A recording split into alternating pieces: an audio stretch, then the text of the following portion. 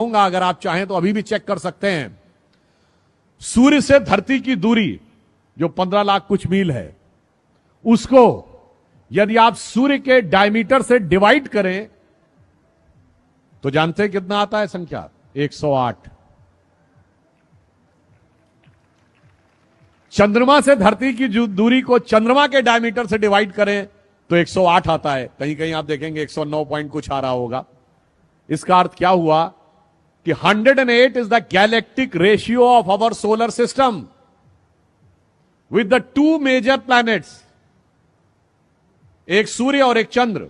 चंद्र उपग्रह है, पर व्यवहारिक दृष्टि से वो इसलिए माना गया क्योंकि हमारे ग्रह वो माना गया जो सूर्य और हमारे बीच की ऊर्जा को काटता हो। वो हमारी उनकी डेफिनेशन में एक डिफरेंस है, that is a different thing. But मैं कहना चाहता हूं, सूर्य आत्मा का प्रतीक है, चंद्रमा मन का प्रतीक है। दोनों का धरती से डिस्टेंस 108 के रेशियो में है। इसका मतलब अगर आपको आत्मा से मन का एकाकार करना हो तो माला कितनी बार जपनी होगी? 108 टाइम्स। और इस 108 का हमारे जीवन से क्या संबंध है? मैं प्योरली साइंटिफिक टर्म की बात करता हूं।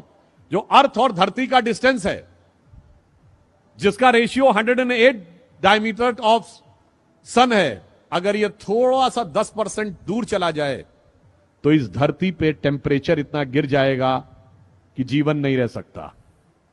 10% नजदीक आ जाए तो धरती पे टेम्परेचर इतना बढ़ जाएगा कि जीवन नहीं रह सकता।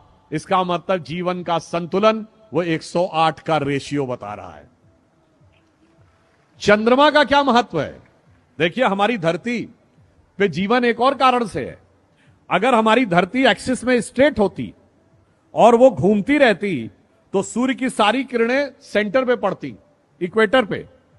तो इक्वेटर पे तो एक्सेसिव टेम्परेचर हो जाता और नॉर्थ और साउथ पोल पे एक्सेसिव नेगेटिव टेम्परेचर होता, तो भी जीवन नहीं पनप सकता था। परंतु ये 23.5 डिग्री पे झुकी हुई है, इसलिए आधे टाइम जाड़ा, आधे टाइम गर्मी, मौसम भी बदलता है और जीवन का चक्र भी चलता है। वो 23.5 डिग्री क्यों झुकी हुई है? Because of A ratio of the distance of चंद्रमा। उसकी वजह से वो 23 डिग्री पे टिल्ट है। चंद्रमा 10% दूर हो जाए तो ये 23.5 से सीधी हो जाएगी। फिर ऋतुएं नहीं बदलेंगी, मौसम नहीं बदलेगा, जीवन नहीं चलेगा। चंद्रमा थोड़ा 10% नजदीक हो जाए तो धरती और झुक जाएगी, फिर भी जीवन नहीं चलेगा। अर्थात हमारे धर्म का विज्ञान, आकाशीय विज्ञान हमें यह बताता है कि जो जो संख्याएं भी हमारे यहां निर्धारित की गई हैं, वो किस गहराई के साथ, किस विज्ञान के विचार के साथ तय की गई हैं। इसीलिए मन और आत्मा का संयोग करने के लिए सहज स्वाभाविक रेशियो ये वही होना चाहिए जिसमें हमें जाप करने के लिए कहा जाता है। और इसीलिए कभी आप में से बहुतों ने ध्यान दिया हो कि साल में 12 ही महीने क्यों होते हैं? अगर एम्पेरिकल डिवीजन होता तो 10 महीने होने चाहिए थे ना। अगर आप जनरल किसी चीज को एक एम्पेरिकल ढंग से डिवाइड करते तो 10 महीने होने चाहिए थे। 12 क्यों होते हैं? क्योंकि हमारा सारा ज्ञान जो था वो आकाशीय गति के आधार पर था।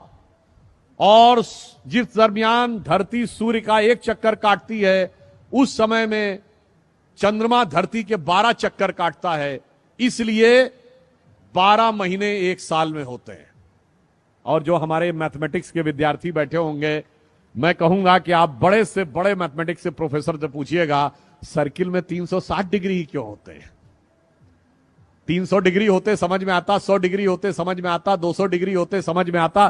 360 डिग्री इसलिए होते हैं कि आकाशीय सर्किल जो एक धरती लेती है सूर्य के चारों तरफ, और उस प्रोसेस में वो 360 time it rotates on its axis, there are 360 degrees in a circle. तो ये मैंने सिर्फ इसलिए आपको बताया कि हमारी हर सोच अंतर से लेके बाहर तक किस प्रकार जुड़ी हुई है कि भगवान कृष्ण के विराट रूप से लेके सूक्ष्म रूप तक। अगर आप ये बताइए कि आप जब ध्यान लगाते हैं अपनी आंखों के सामने तो क्या दिखाई पड़ता है? Black colour.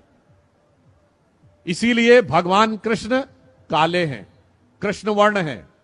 वो हमारे मन की आध्यात्मिक चेतना की प्रगति का प्रतीक हैं और जब आप ध्यान लगा के अंदर उतरते चले जाते हैं तो एक स्टेज के बाद आपको अद्भुत ज्ञान का प्रकाश अनुभव होने लगता है, जिसे हिंदी के प्रख्यात कवि बिहारी लाल जी ने एक पंक्ति में कहा है, या अनुरागी चित्त की गति समझे नहीं कोय, ज्यो ज्यो डूबे श्याम रंग त्यों त्यों उज्जवल होए। यानी जैसे जैसे आप भगवान कृष्ण की भक्ति में उतरते चले जाएंगे, उज्ज्वलता की अनुभूति आपको होती चली जाएगी। और इसीलिए हमारे देश में जीवन का उद्देश्य आत्मानुभूति है, यानी self realization is most important part of the life then conquering the entire world.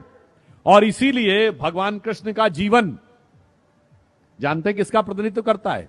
संपूर्ण वेदों के ज्ञान के सार का प्रतिनिधित्व करता है, जिसके लिए कृष्ण भक्ति के एक कवि ने लिखा है, जाहि अनादि अनंत अखंड अछेद अभेद सुवेद बतावे, शेष गणेश सुरेश दिनेश महेशो जाहि निरंतर ध्यावें।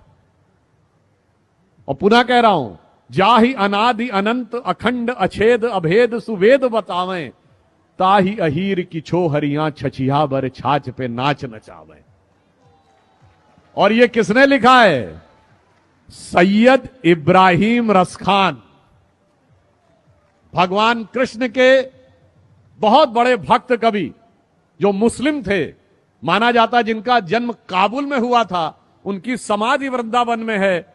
वो आकर भक्ति में ऐसे लीन हो गए कि उन्होंने ये कहा, और उनकी एक बड़ी प्रख्यात कविता है, आप सबने सुनी होगी, कि वो कहते मेरा अगला जन्म हो तो मैं कृष्ण भक्ति में ही रहना चाहता हूं। अगला जन्म मनुष्य के रूप में हो तो ग्वाल बालों के रूप में, अगर पशु के रूप में तो नंद बाबा की गायों के रूप में, पत्थर बनूं तो गोवर्धन पर्वत के ऊपर, और अगर पक्षी बनूं तो कदम्ब के उस वृक्ष पर, कालिंदी यमुना जी के तट पर, जिसके नीचे कभी भगवान बंसी बजाया करते थे।